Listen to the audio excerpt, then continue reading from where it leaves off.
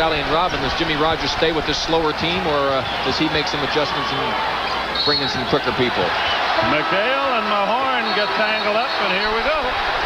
You see, the problem you have here, Skip, is that they got the reputation of being a overly aggressive kind of a player, and a lot of times when a player does something to you at all physical, sometimes the other player tends to overreact a little bit. Watching the lower part of your screen here, there you see McHale leaning. Mahorn's got him. They got a little clamp of the arms, pushing each other. There's the little shove. They're just clamped together, and then Mahorn pushes off, and then McHale goes after him. Got to be honest, that happens all the time, especially in the playoffs. We'll be back. There we see again the action underneath. You see how McHale and they had locked arms, and Mahorn didn't really do anything, and all of a sudden McHale went after him. And you know, like you pointed out, Skip, if you don't really like a team or like a particular player, sometimes you look for a situation to react to, and I think that was an overreaction that time on the part of Kevin McHale. Parrish. Good look. Blocked away by Rodman. Klein. Now Klein and Rodman bang at one another.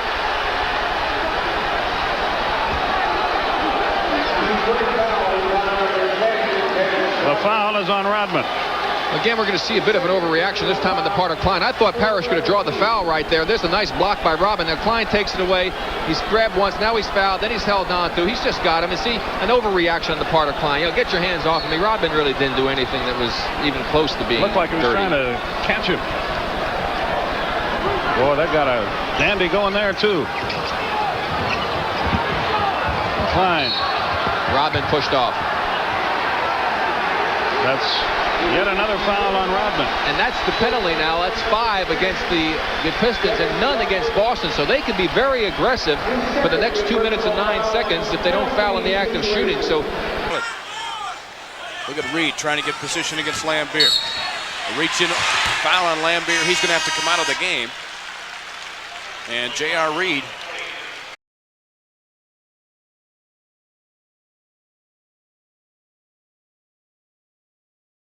They were leading 14-8 to start the ball game, but the Hawks were able to come back. Nice move by Rivers, couldn't hit it, and Rollins crashed into Lambier, who goes down in agony underneath the basket. Now remember that he came into this game injured, and he received a blow in the forehead. You can see Rollins come crashing into him. Now watch him where he falls, his elbow and then his back. That hurt.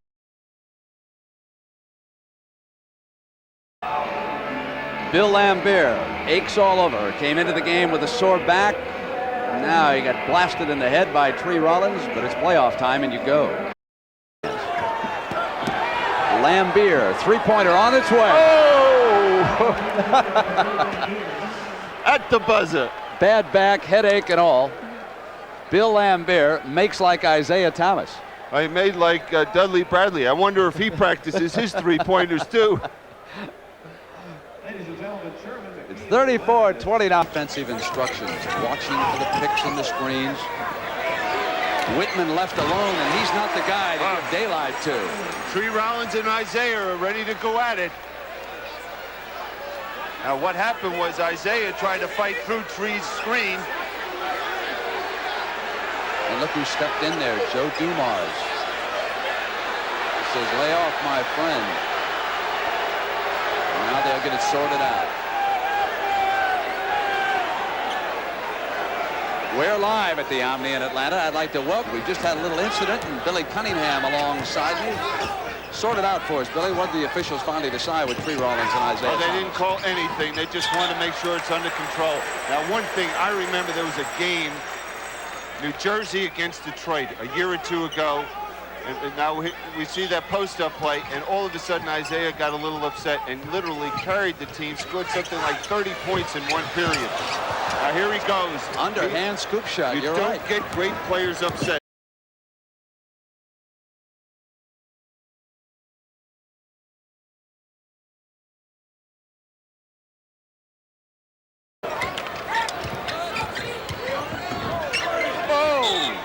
Trapuka delivered a right cross to Tree Rollins' jaw.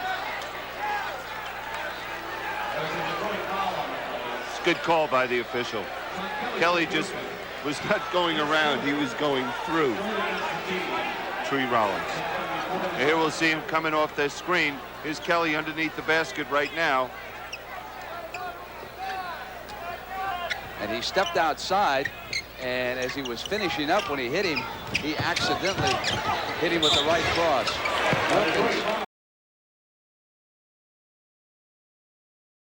One by Aguirre. No whistle again, and Chuck Daly is furious. Worthy with a basket and the foul. This is the most animated I've ever seen Sam Perkins. 2 block shots, his arm over his head. We see now. We've got Lane Beer and A.C. Green about to go at it down on the baseline. The Pistons just paid a bunch of fines from their last altercation with the Atlanta Hawks last week. They also had one with Washington. Worthy and Lane Beer now. Mike Abdenor holding on to Worthy. Worthy says, let my trainer get me. Now see, the one thing the Lakers are going to have to do right now, Detroit thrives off this. They're down 17 right now, and they use this kind of thing to get themselves going. So the Lakers have to leave this alone and just continue to play the way they've been playing. In Atlanta last week, I was at that ball game. The Atlanta Hawks and the Pistons were in a very close game. The altercation takes place, and the Pistons blow them out of the arena.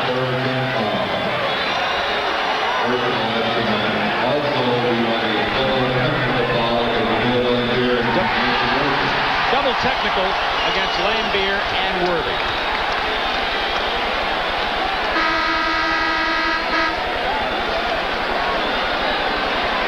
And remember, we had a personal foul as Worthy went to the line, so he'll get to shoot that as Worthy went to the hoop.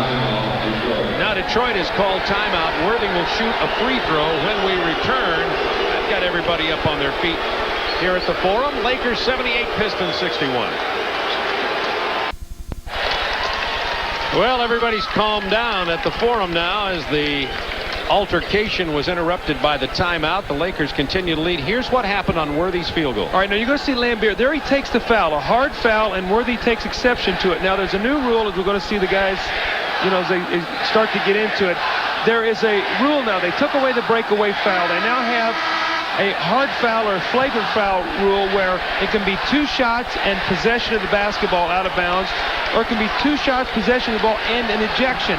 The referee did not rule that it was any more of a harder foul than normal, so Lambier gets the personal foul, double technical on he and Worthy. So just a simple personal foul on Lambier, his first. This game was tied at 36, and then it all fell apart for Detroit. Byron Scott is feeling it. He got it going in Phoenix on Saturday, and it's continued here. Now we see A.C. Green and Aguirre going at it.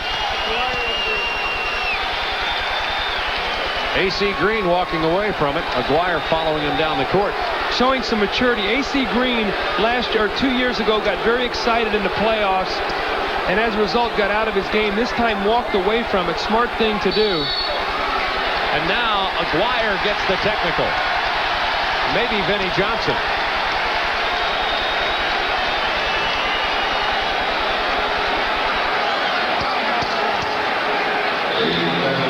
Aguirre chatting with Scott right now. It's on Mark Aguirre, the technical. Vinnie Johnson was about to get involved down there too.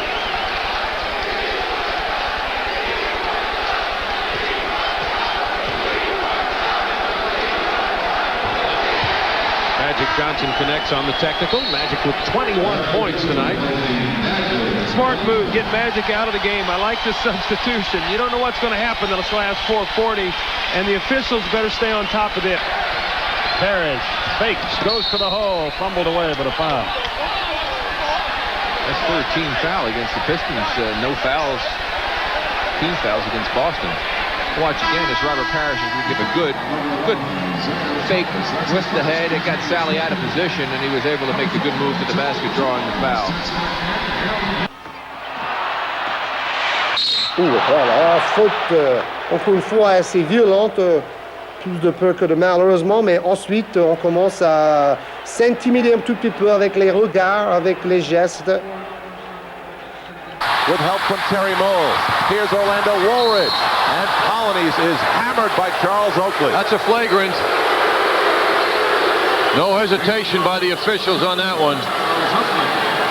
Charles looked like he was in a football game. Well, it'll be 2 shots and another possession for Detroit.